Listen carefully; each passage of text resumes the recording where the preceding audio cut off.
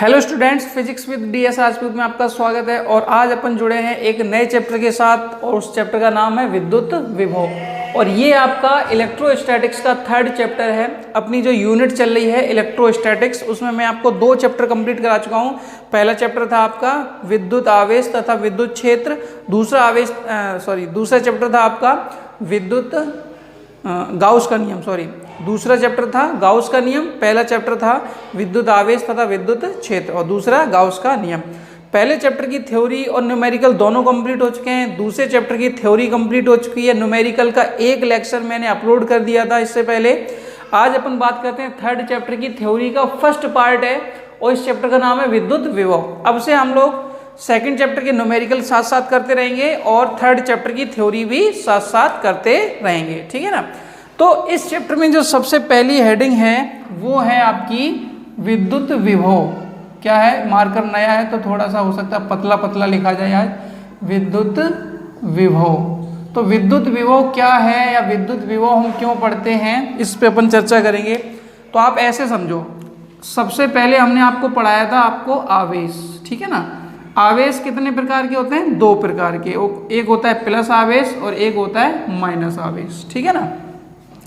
तो आवेश का प्रवाह, आवेश का जो प्रवाह है, प्रवाह का मतलब आवेश का बहना, आवेश का फ्लो होना, आवेश का भागना, मान लो एक तरह से आवेश का भागना। तो आवेश किधर भागते हैं ये चीज हमें कौन बताता है? विद्युत विभव। कैसे बताता है समझो।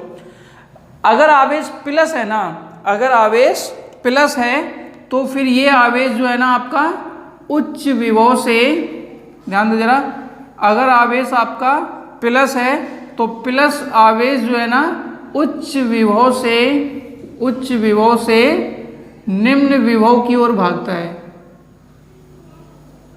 प्लस आवेश किधर भागता है? उच्च विभव से निम्न विभव की ओर। और माइनस आवेश किधर भागता है? निम्न विभव से उच्च विभव की ओर।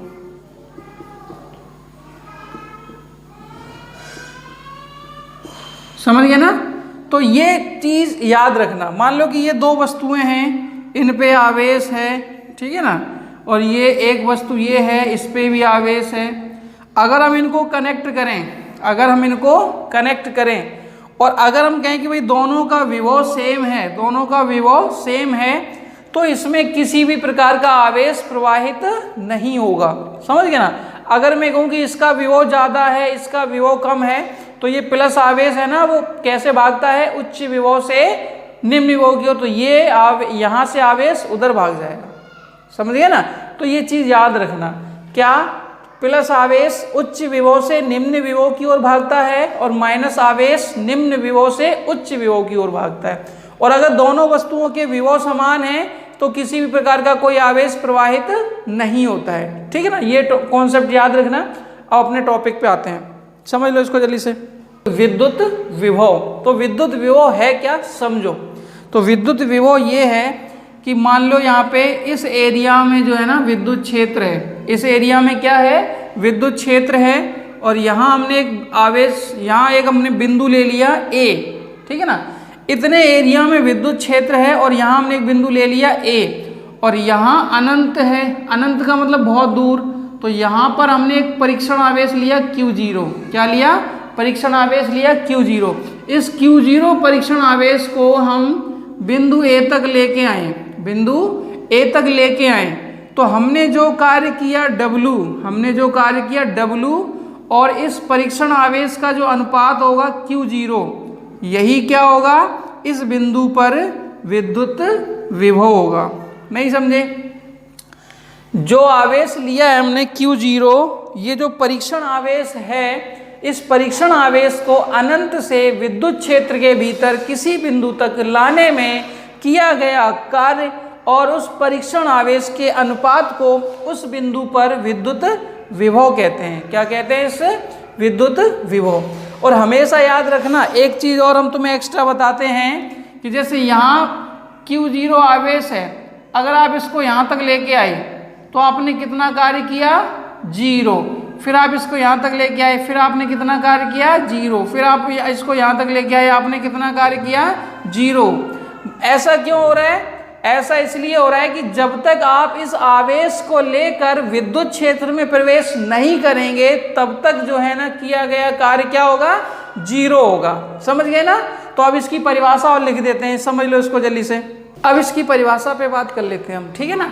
तो विद्युत विभव की परिभाषा क्या लिखोगे आप कि अनंत से किसी धन परीक्षण आवेश को विद्युत क्षेत्र के भीतर किसी बिंदु तक लाने में किया गया कार्य तथा परीक्षण आवेश के अनुपात को उस बिंदु पर विद्युत विभव कहते हैं। यही हमने बताया था, परीक्षण आवेश को अनंत से विद्युत क्षेत्र के भीतर किसी बिंदु तक लाने में किए गए कार्य और परीक्षण आवेश के अनुपात को विद्युत विभव कहते हैं, ठीक है ना। इसे V से प्रदर्शित करते हैं और यह एक अदिश राशि है। याद रखना, विद्युत विभव एक अदिश राशि है। जैसे ही मैंने कहा कि भाई विद्युत विभव एक अदिश राशि है तो आपको खुश हो जाना चाहिए, क्योंकि ये चैप्टर आपका सरल इजी होने वाला है। क्यों? क्योंकि अदिश राशि है ये, और पूरे चैप्टर में हम इसी के बारे में डिस्कस करने वाले हैं। और अदिश राशियों के बारे में डिस्कस करना थोड़ा सा आसान होता है। क्यों होता है? क्योंकि उसमें हमें डायरेक्शन की रिक्वायरमेंट नहीं होती है, डायरेक्शन की नीड नहीं होती, डायरेक्शन की आवश्यकता नहीं होती। कहीं भी अगर टोटल विद्युत विभव निकालना है ना, आंख बंद करके जोड़ो, कहीं भी टोटल, समझ गए ना, किधर जा रहा, कोई डायरेक्शन नहीं, कोई कुछ भी नहीं, जितना है सबको जोड़ दो, टोटल करना है सबको जोड़ दो, समझ गए ना। तो इसलिए ये चैप्टर आपका इजी होने वाला। और ये वाला पॉइंट हमने आपको समझाया था, समझ में आया था क्या? जब तक आप किसी भी आवेश को लेकर विद्युत क्षेत्र में प्रवेश नहीं करेंगे तब तक आपके द्वारा किया गया कार्य जीरो ही माना जाएगा। फिर इसके बाद अपन बात करते हैं, यदि Q0 परीक्षण आवेश को अनंत से विद्युत क्षेत्र के भीतर लाने में किया गया कार्य क्या है, W है, तो फिर विद्युत विभव क्या हो जाएगा, V बराबर W बटे Q0, V बराबर W बटे Q0। अब इसका देखो मात्रक कैसे निकालोगे भाई, इसका मात्रक, तो मात्रक इस फॉर्मूले से निकालोगे तो इस फॉर्मूले से निकलेगा आपका कितना, जूल प्रति कूलाम, जूल प्रति कूलाम, हिंदी में ऐसे लिख सकते हैं, ठीक है ना। और दूसरा क्या निकलेगा, दूसरा होता है वोल्ट, दूसरा क्या होता है, जूल प्रति कूलाम को कंबाइंड फॉर्म में क्या बोलते हैं, वोल्ट। हम लोगों को वोल्ट यूज करना है, ठीक है ना, वोल्ट ऐसा ही मात्रक ज़्यादा अच्छा रहता है। फिर इसके बाद इसकी विमा की बात करें, इसकी विमा, तो विमा कैसे निकालोगे, W बटे Q है ना, W कार्य है तो कार्य की विमा हो जाएगी ml² t-2, और आवेश की हो जाएगी AT, आवेश की क्या हो जाएगी AT। तो यहाँ देखो t की पावर 1 है ना, ऊपर जाएगी तो -1 और -2 पहले से ही हैं, तो t पे घात कितनी हो जाएगी -3 और a पे पावर हो जाएगी -1। तो ये हो गई आपकी विद्युत विभव की विमा, ठीक है ना। आई थिंक ये समझ में आया होगा, इसको नोट कर लो, फिर अपन इससे आगे चलते हैं। अब इस चैप्टर में दूसरी जो हेडिंग है, दूसरी हेडिंग है आपकी विद्युत विभवांतर। तो विद्युत विभवांतर क्या होता है, आपने 10th में सुना भी होगा, विद्युत विभव और विद्युत विभवांतर आपने 10th में भी पढ़े होंगे, फिर भी मैं एक बार बता देता हूँ आपको। जैसे मान लो कि इतनी एरिया में क्या है, विद्युत क्षेत्र है, इतनी एरिया में क्या है, विद्युत क्षेत्र है। तो हम दो बिंदु ले लें A और B, दो बिंदु ले लें A और B। तो किसी भी बिंदु से, जैसे हमने मान लो Q0 मान लिया कि बिंदु B पे रखा है, तो Q0 आवेश को बिंदु B से A तक लाने में किए गए कार्य और परीक्षण आवेश के अनुपात को उन दोनों बिंदुओं के बीच विभवांतर कहते हैं। विभवांतर का मतलब होता है विभव का अंतर, अंतर मतलब होता है घटाना। दो बिंदु होंगे, दोनों पे विभव होगा, उन दोनों विभव को जो घटा के जो प्राप्त होगा वो होगा आपका विभवांतर, ठीक है ना। तो इसकी परिभाषा कैसे बनेगी, विद्युत क्षेत्र के भीतर, ध्यान सुनना, विद्युत क्षेत्र के भीतर परीक्षण आवेश Q0 को किसी एक बिंदु से दूसरे बिंदु तक लाने में किए गए कार्य और परीक्षण आवेश Q0 के अनुपात को उन दोनों बिंदुओं के बीच विद्युत विभवांतर कहते हैं। वही सेम है, अभी हम Q0 को कहाँ से लेकर आ रहे थे, अनंत से, लेकिन अब हम Q0 को विद्युत क्षेत्र के भीतर ही एक बिंदु से दूसरे बिंदु तक लेके आ रहे हैं, ठीक है ना। अब इसमें देखो इसको टेक्निकली कैसे पढ़ेंगे, विद्युत क्षेत्र के भीतर परीक्षण आवेश Q0 को एक बिंदु से दूसरे बिंदु तक लाने में किया गया कार्य तथा परीक्षण आवेश के अनुपात को उन बिंदुओं के बीच विद्युत विभवांतर कहते हैं। इसे V से प्रदर्शित करते हैं। यह एक अदिश राशि होती है। अब कभी कभी V की जगह कुछ और चेंजमेंट आते हैं। क्या आते हैं समझो। माना कि बिंदु B पे विभव कितना है, V∗B, A पे कितना है, V∗A। तो इन दोनों का जो अंतर होगा वही इन दोनों बिंदुओं के बीच क्या होगा, विभवांतर होगा।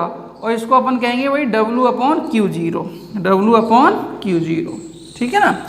और सेम प्रोसेस, यह एक अदिश राशि है, ये बता ही दिया आपको। इसका मात्रक भी जूल प्रति कूलम या वोल्ट होगा। इसका मात्रक जूल प्रति कूलम या वोल्ट होगा, ठीक है ना। इसकी विमा क्या होगी, इसकी विमा वही अभी जो बताई थी वही सेम होगी, एक ही चीज है लगभग, ठीक है ना। तो आई थिंक आपको ये समझ में आई होगी। नोट कर लो इसको। फिर इसके बाद एक छोटा सा डेरिवेशन है, उसको करवाते हैं। नोट करो इसको जल्दी से। अब अपन बात करें, एक छोटा सा डेरिवेशन है और उस डेरिवेशन का नाम क्या है, एकल बिंदु आवेश के कारण किसी बिंदु पर विभव। एकल बिंदु आवेश के कारण किसी बिंदु पर विभव, ठीक है ना। तो देखो कैसे, हमने यही डेरिवेशन एक पहले चैप्टर में प्रूफ कराया था, लेकिन वहां हम लोगों ने ई निकाला था। क्या निकाला था, ई। बिंदु आवेश के कारण विद्युत क्षेत्र की तीव्रता। बिंदु आवेश के कारण विद्युत क्षेत्र की तीव्रता क्या थी, तो ये निकल के आया था आपका आंसर KQ/R²। और K का मान कितना बताए थे हम आपको, 1/4πε0 × Q/R²। ये था आपका किसी सिंगल आवेश, एकल आवेश के कारण विद्युत क्षेत्र की तीव्रता, ये थी। समझ गए ना। अब इसी प्रकार से हमें क्या प्रूफ करना है, क्या निकालना है, एकल बिंदु आवेश के कारण किसी बिंदु पर विद्युत विभव निकालना है। किसी बिंदु पर विद्युत विभव निकालना है। समझ गए ना। तो कैसे करोगे, क्या करोगे, तो उसके लिए सबसे पहले तो इसका एक चित्र बनाते हैं अपन, एक बेस्ट से बेस्ट अच्छा सा चित्र बनाते हैं। तो हमने क्या किया, यहाँ पर एक बिंदु आवेश ले लिया Q और ये O पे रखा है। कहाँ रखा है, अब इससे R दूरी पर एक बिंदु है P, और इस बिंदु P पे हमें क्या निकालना है, विभव निकालना है। क्या निकालना है, विभव। अब आपको पता है कि विद्युत विभव निकालते हैं तो हम आवेश को कहाँ से लेकर आते हैं, अनंत से। जब हम विद्युत विभव निकालते हैं तो हम आवेश को कहाँ से लेकर आते हैं, अनंत से। तो हमने क्या किया, हमने ये किया, यहाँ हमने अनंत मान लिया। क्या मान लिया, और यहाँ हमने एक परीक्षण आवेश ले लिया Q0। और Q0 को जब आप यहाँ से यहाँ बिंदु P तक लेके आओगे तो हमने माना कि भाई कार्य कितना किया, हमने W कार्य किया। कितना कार्य किया, W। अब W निकालोगे, फिर उसमें Q0 का भाग लगाओगे तो अपना विभव पता चल जाएगा। समझ गए ना। V बराबर क्या होता है, W/Q0। तो आप क्या करो, अनंत से Q0 को लेके आए P पे, तो जितना कार्य किया वो कार्य निकाल लो और उसमें हम Q0 का क्या कर लेंगे, भाग कर लेंगे। तो हमें आप इस बिंदु पर विभव पता चल जाएगा। लेकिन ये इतना आसान नहीं है जितना अपन सोच रहे हैं। तो हमने क्या किया, अनंत कहाँ होता है हमें नहीं पता, तो हमने क्या किया, यहाँ हमने एक बिंदु ले लिया B, ठीक है ना, और एक बिंदु यहाँ ले लिया A। ओके, तो यहाँ हमने Q0 आवेश रखा। तो जैसे आप इस पे Q0 आवेश रखोगे ना, तो इस पे इधर की तरफ बल लगेगा F। ओके, तो अब हम इस Q0 को बिंदु A तक लेके आएंगे ना, तो हमने मान लिया कि हमने कितना कार्य किया, DW। कितना कार्य किया, DW। अब यही DW कार्य निकाल लो और इसका क्या कर लेंगे हम लोग, समाकलन कर लेंगे। क्या कर लेंगे, समाकलन कर लेंगे, ठीक है ना। तो हम यहाँ क्या लिखेंगे, बिंदु B से A तक Q0 को लाने में किया गया कार्य, ठीक है ना। तो हमने DW निकाला, DW बराबर हो जाएगा F वेक्टर डॉट इसको यहाँ से यहाँ तक कितना खिसकाया आपने, इसको हम मान लेते हैं dx खिसकाया, कितना खिसकाया, dx खिसकाया, ठीक है ना। और O से लेकर B तक की जो दूरी है वो हमने मान ली x है, क्या मान ली हमने, x है, ठीक है ना। अरे कोई दिक्कत है क्या। अब इसमें क्या किया हमने, इसको dx खिसकाया, तो इसका किया गया कार्य क्या हो जाएगा, dw बराबर f vector dot dx vector. तो डॉट प्रोडक्ट हटाओगे तो ये आ जाएगा आपका f dx cos थीटा, ठीक है ना। ये किया गया कार्य, ये फॉर्मूला होता है बेटा 11th में पढ़ा होगा कार्य का, f vector dot dx vector. dx vector विस्थापन, कितना दिया विस्थापन आपने, dx दिया, इसको यहाँ से लेकर यहाँ तक खिसकाए। अब ध्यान से देखना, आप इसको इधर विस्थापन दे रहे हो, इस पे विद्युत बल उधर लग रहा है, तो दोनों के बीच कोण कितना होगा, 180। विद्युत बल उधर लग रहा है, आप इसको विस्थापन इधर दे रहे हो, तो दोनों के बीच कोण कितना होगा, 180। तो यहाँ थीटा कितना हो जाएगा आपका, 180, रखो यहाँ पे 180, तो ये हो जाएगा dw बराबर f dx cos 180, ठीक है ना। cos 180 का मान कितना होता है, -1, तो ये dw कितना रह जाएगा आपका, -f dx। इसको डाल देते हैं समीकरण नंबर 1, ठीक है ना। अब यहाँ देखो ये जो q है ना, ये q0 पे बल लगा रहा है कितना, f, तो हम यहाँ कह सकते हैं q के कारण q0 पर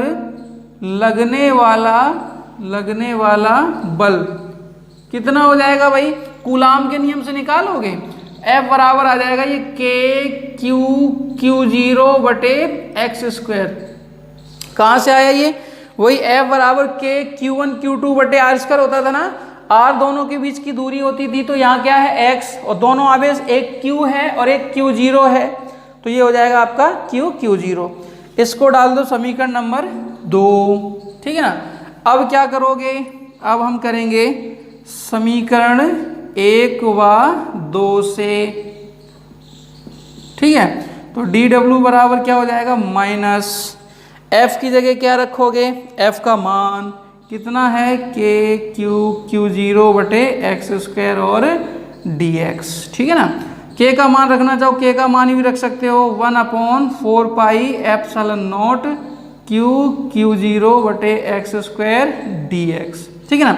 अब dw पता है, w चाहिए, dw पता है, w चाहिए, क्या करोगे भाई, समाकलन करेंगे।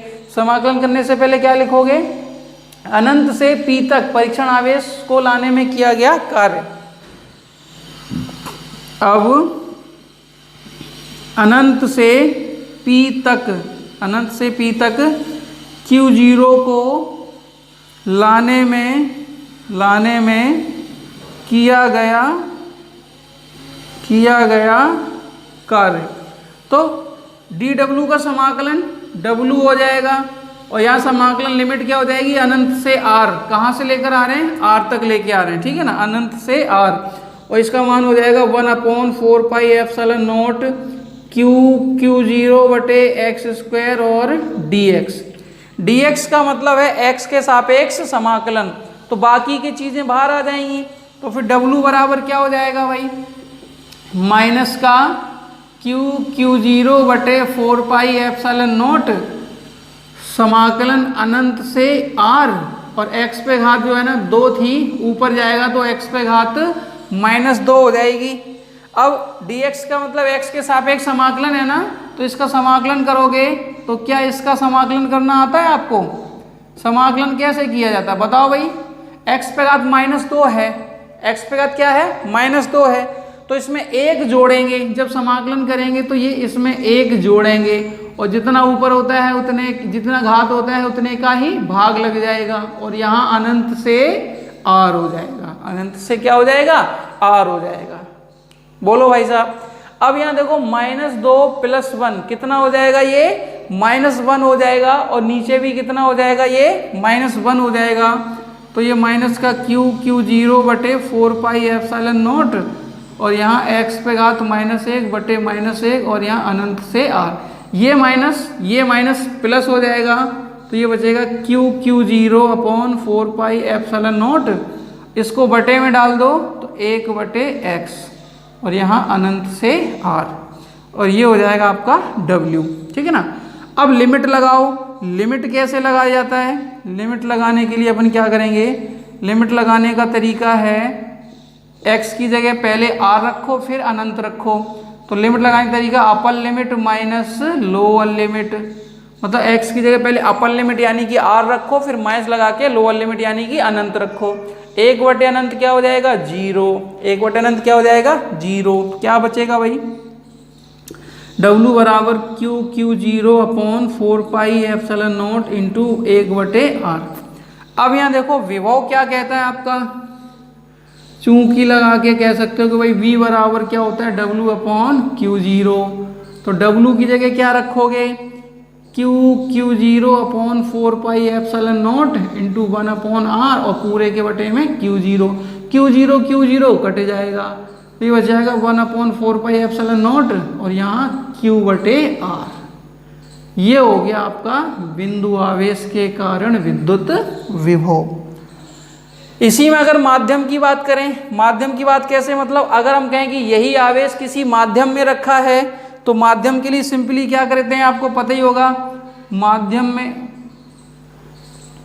माध्यम के लिए कुछ नहीं करना, V के सफिक्स में m लगा लो, m मतलब मीडियम, और यहाँ एप्सिलॉन 0 की जगह क्या लिखेंगे?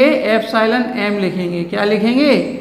और एप्सिलॉन m का मान क्या होता है? Epsilon 0 epsilon r। ये मान उठा के यहाँ रख देना, बस वो माध्यम की हो जाएगी, ठीक है ना। माध्यम की वजह से बताओ अगर ये आवेश आपका माध्यम में स्थित हो तो विद्युत विभव क्या होगा? ये होगा, ओके। और अगर यहाँ पता ही होगा, अगर आपको V और R में ग्राफ खींचना हो, V और R में ग्राफ खींचना हो तो V और R एक दूसरे के क्या हैं? व्युत्क्रमानुपाती हैं। तो व्युत्क्रमानुपाती के लिए ग्राफ कैसा होगा आपको अच्छी तरह से पता है, ठीक है ना। तो नोट कर लो इसको जल्दी से। अब इसके बाद एक छोटा सा डेरिवेशन और आज करवाते हैं अपन, फिर अपन अगले वीडियो में बात करेंगे। ये छोटा सा डेरिवेशन और कर लेते हैं आज, ठीक है ना। तो इसमें देखो क्या कह रहे हैं कि भाई आवेशों के निकाय के कारण किसी बिंदु पर विद्युत विभव। निकाय का मतलब होता है बहुत सारे आवेश, निकाय का मतलब क्या होता है? बहुत सारे आवेश। तो ऐसे मान लो कि हमने एक आवेश ले लिया यहाँ पे Q1, ठीक है ना। इससे R1 दूरी पर एक बिंदु होगा, इस बिंदु पे आपको V निकालना है। एक आवेश ले लिया हमने कि दूसरा आवेश ले लिया Q2 से R2 दूरी पर एक बिंदु है, उस पे हमें V निकालना है। क्या निकालना है? V। एक आवेश ले लिया हमने Q3 से R3 दूरी पर हमने बिंदु लिया है, उस बिंदु पे बिंदु O लिया मान लो, ठीक है। O बिंदु पे आपको क्या निकालना है? विद्युत विभव। फिर हमने N आवेश ले लिया, ठीक है, तो Rn दूरी पर हमें क्या निकालना है? विद्युत विभव। अब ये n आवेशों का हमने एक निकाय ले लिया, n आवेशों का एक निकाय ले लिया, तो उसकी वजह से हमें बिंदु O पर क्या निकालना है? इन सब की वजह से बिंदु O पे क्या निकालना है? विद्युत विभव। तो यहाँ क्या लिखोगे? Q1 के कारण बिंदु O पर, वो उसको ऐसे भी याद रखो KQ/R, ठीक है ना। और फिर इसके बाद इसी तरह से हम Q2 के लिए निकाल लेंगे। क्या निकलेगा वहाँ पे? V2 बराबर 1/4 pi epsilon not into Q2/R2, ठीक है ना। फिर इसके बाद ऐसे सब निकल आएंगे और V3 आ जाएगा, यहाँ लिख देना Q3 के कारण, ये हो जाएगा 1/4 पाई एप्सिलॉन नॉट Q3/R3, समीकरण नंबर 3। ऐसे ही n के लिए निकाल लो। किसके लिए निकाल लो? तो Vn बराबर क्या हो जाएगा? 1/4 पाई एप्सिलॉन नॉट Qn/Rn। इसको डाल दो समीकरण नंबर n। चलो छोड़ो कुछ, हाँ ठीक है 4 डाल दो। अतः यह जरूरत नहीं समीकरण की जरूरत नहीं, रहने दो। अब V टोटल निकालोगे, अतः बिंदु O पर कुल विभव, तो V बराबर क्या हो जाएगा? V1 plus V2 plus V3 plus dot dot dot plus Vn। तो फिर मान रख लो इन सब के, तो V बराबर हो जाएगा 1/4 पाई एप्सिलॉन नॉट Q1/R1 और यहाँ 1/4 pi epsilon not Q2/R2 plus 1/4 pi epsilon not R3 dot dot dot यहाँ लिख देते हैं प्लस 1/4πε0 Qn/Rn। चाहो तो यहीं छोड़ दो, नहीं तो आप ऐसा करो 1/4πε0 कॉमन आ जाएगा, ये हो जाएगा Q1/R1 plus Q2/R2 plus Q3/R3 plus dot dot dot plus Qn/Rn। Okay, यहाँ छोड़ दो, नहीं तो आप इनको सिग्मा में भी लिख सकते हो ऐसे करके, i की वैल्यू 1 से लेकर n तक कर दो और QI/RI कर दो। ये सिग्मा वाला सिस्टम समझ में आता है क्या आपको? ठीक है ना, इस हिसाब से। तो ये आप न्यूमेरिकल बहुत बनते हैं इससे, इसलिए मैंने ये प्रूफ कराया। ठीक है ना, वैसे खास मोस्ट इंपॉर्टेंट नहीं है, लेकिन इससे न्यूमेरिकल बहुत बनते हैं। था क्या ये? आवेशों के निकाय के कारण किसी बिंदु पर विद्युत विभव, तो मतलब बहुत सारे आवेश होंगे ना, तो उनकी वजह से किसी एक बिंदु पर विद्युत विभव कैसे निकालोगे? सबका अलग अलग निकाल लो, सबका अलग अलग निकाल लो और जोड़ दो। क्या कर दो? जोड़ दो। और इसमें डायरेक्शन का कोई रोल है ही नहीं, क्योंकि विद्युत विभव जो है ना अदिश राशि होती है, इसीलिए अपन सारे काम इजीली कर पाएंगे इस चैप्टर में। ठीक है ना, तो आई थिंक आपको ये टॉपिक समझ में आया होगा, और अगर आपको ये वीडियो अच्छा लगा हो तो इसको लाइक करें, ज़्यादा से ज़्यादा शेयर करें। मिलते हैं अगले वीडियो में, तब तक के लिए धन्यवाद।